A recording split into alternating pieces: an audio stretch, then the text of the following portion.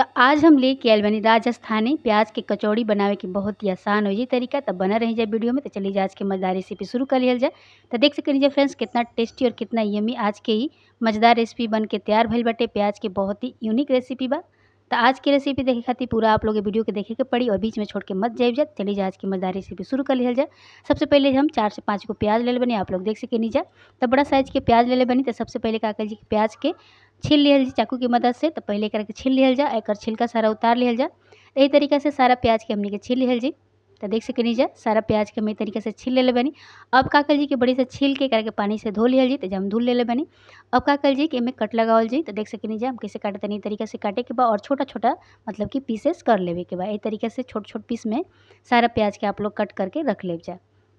तो देख सके नीचे फ्रेंड्स हम के तरीका से काटे तनी तरीका से आप लोग छोटा छोटा पीसेज में कर ले। तो यही तरीका से हमने की सारा प्याज के छोटा छोटा टुकड़ा में काट लेवे के बाटे।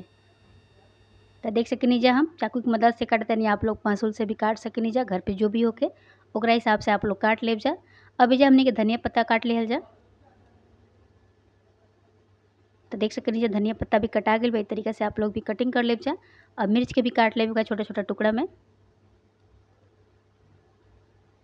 तो देख सके नीचे मिर्च भी बढ़िया से कटा चुकल बाटे। अब का कर जी कि सारा चीज़ के हमने के साइड में रख दिहल जी। अब का कर जी कि एगो बर्तन लिहल जी जौना में हमने के 1 कप गेहूं के आटा डालल जी और आधा कप हमने के जो मैदा डालल जी, थोड़ा सा कलौजी डालल जी, थोड़ा सा रिफाइन तेल डालल जी। अब बढ़िया से पहले आटा के मोइन कर लिहल जी। तो देख सके नीचे हम कहीं कर तनी तरीका से कर लेब जा। आप लोग खाली आटा और चाहे मैदा से भी बना सके नीचे, मतलब गेहूँ के आटा से भी बना सके नीचे और मैदा से भी। अगर दोनों चीज़ होके तो दोनों चीज़ मिक्स करके भी बना सके नीचे। अब बढ़िया से का करके करके गूँथ लिहल जाई। तो देख सके नीचे हल्का हल्का पानी डाल के आटा के बढ़िया से गूँथ लेब जा।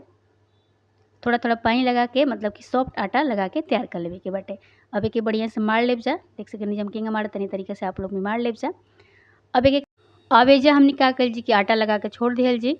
तो देख सके नीचे आटा लगा के हम छोड़ दिले बनी। अब का कर जी कि पैन हमने के चढ़ा दिहल जी गैस पे और सरसों तेल डाल दिहल जी।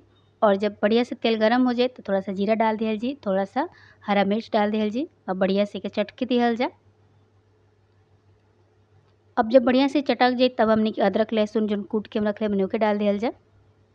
एके भी चला के बढ़िया से 2 मिनट फ्राई कर लिहल जा।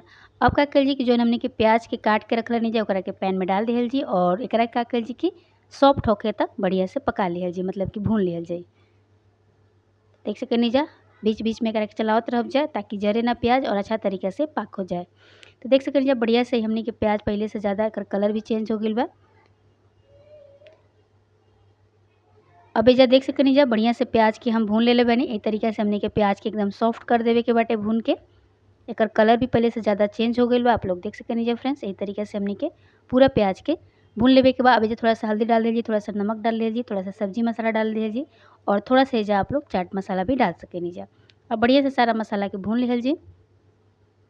अब एजा हमने का कर जी कि उबला आलू डाल दीजिए जो कि हम पहले से ही उबाल के रख लेनी है और एकरा के हम और पहले ही से ही मिक्स करके करा के रख ले रही है, आप लोग देख सके नीचे। तब बढ़िया से करा के का कर जी की आलू के भरता मन प्याज के साथ भून के तैयार कर लीजिए। देख सके नीचे आप लोग यही तरीके से बढ़िया से हमने के प्याज के भरता तैयार कर लेवे को अपने हिसाब से आप लोग और भी मसाला में डाल सके नीचे। धनिया पत्ता डाल दिया जा, धनिया पत्ता ना होके तो कस्तूरी मेथी भी डाल सके नीचे आप लोग।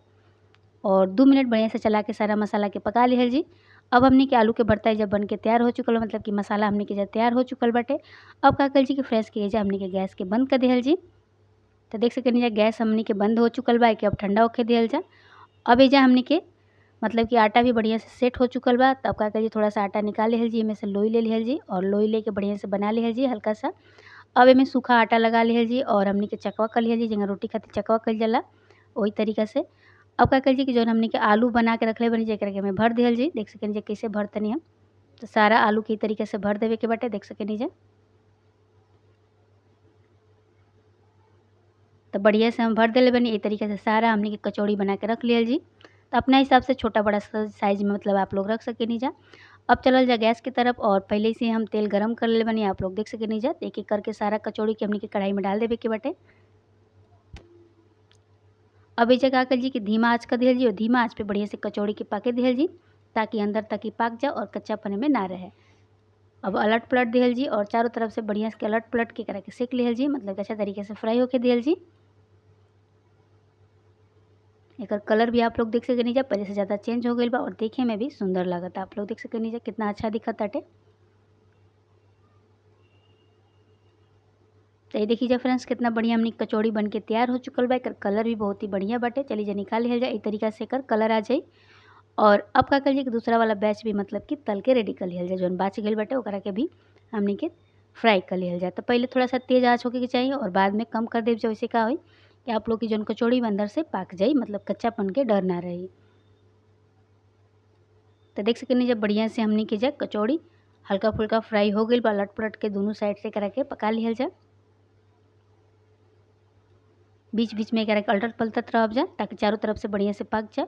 और हमनी के जब कचौड़ी तैयार हो चुकल बा तो चली जा निकाल के कोनो बर्तन में रख दिहल जाए।